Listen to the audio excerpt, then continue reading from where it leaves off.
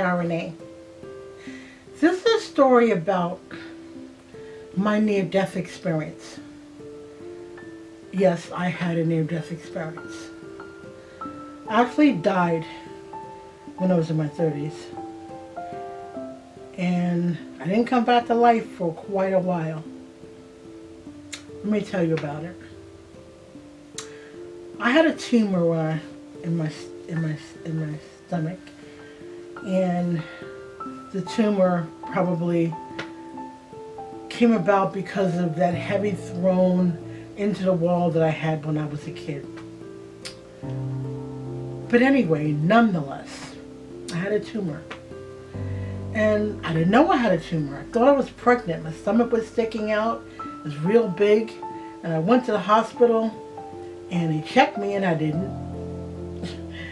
It wasn't a baby. I said, well, if I'm having a baby, I don't know how because, I haven't had any sex. And I knew it wasn't a baby. Well, anyway, I went to the doctor and he checked me. I went to the doctor in New York and they checked me. And they said I had a tumor.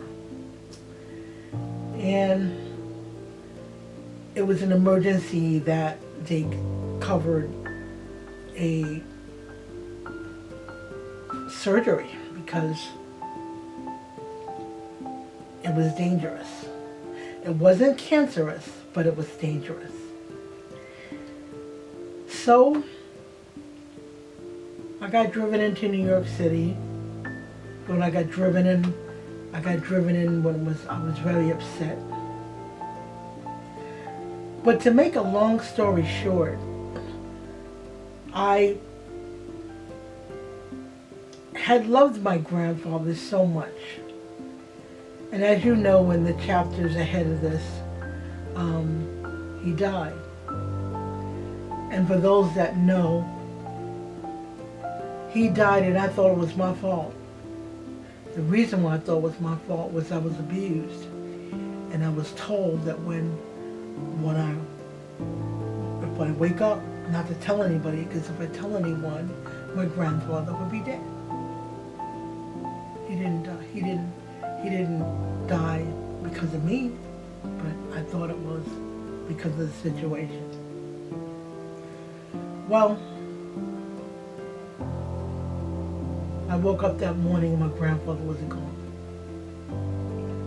The very next day, he was gone.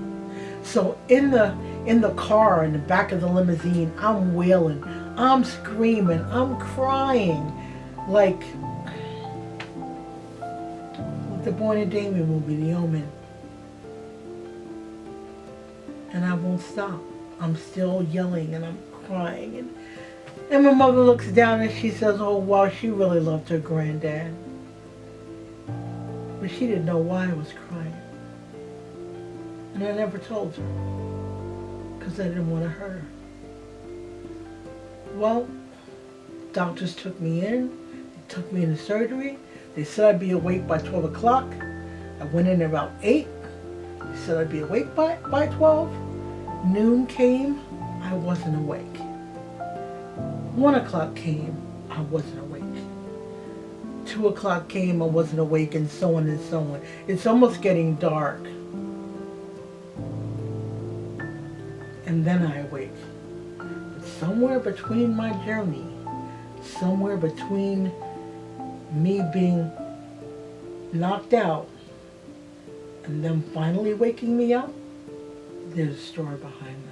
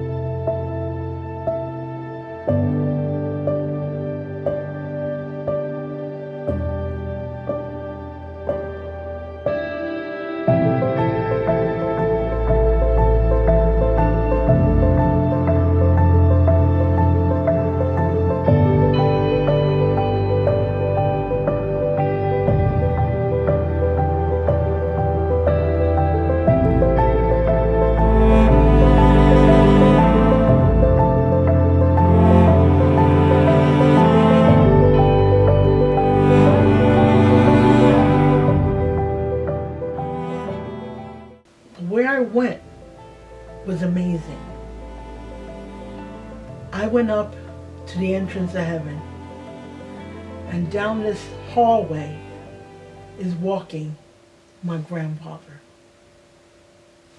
You see, I saw my grandfather when I was a child in my room in the 60s, when I was a kid. After I thought I killed him, he came back to me.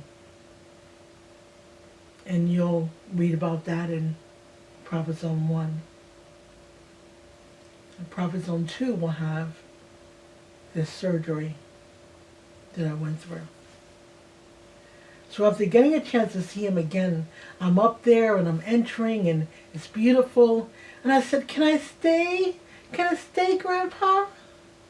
Can I stay with you?" He said, "No, you have to go back." And he sent me back. I came back down into my body hours later. The next thing I know, the doctor's waking me up, slapping me on the face. And I wake. And he asked me where I went. And I told him where I went. But I knew I was gone. I said, "How did you bring me back?" He goes, "You wouldn't wake up. It's hours later. We couldn't wake you." I said, "How did you get me awake?" He said, "The anesthesiologist turned your anesthesia completely off. Your numbers were totally turned off. And how I came back is he turned me up again to a different number. That was his last shot. My doctor said, this is your last shot with her." And he turned me up to a different number, a slightly different number, and I awoke. So I'm here to tell you, you do go somewhere else. You do go to this beautiful place, if you should go to a beautiful place. And you're able to see it. And I stood there and I wanted it. But it wasn't my time. My time was to still be here for you, to tell you, so you could listen, because it's the truth.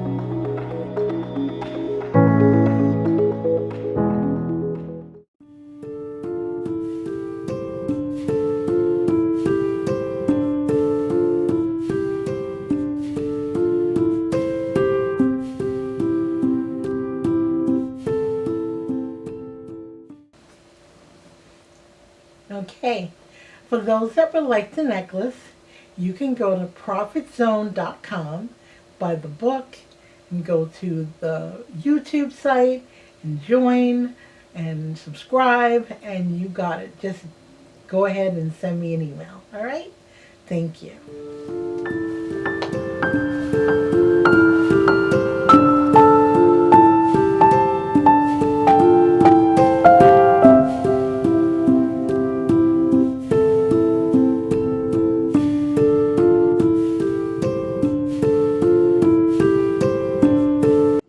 But now is Christ risen from the dead, and become the firstfruits of them that slept.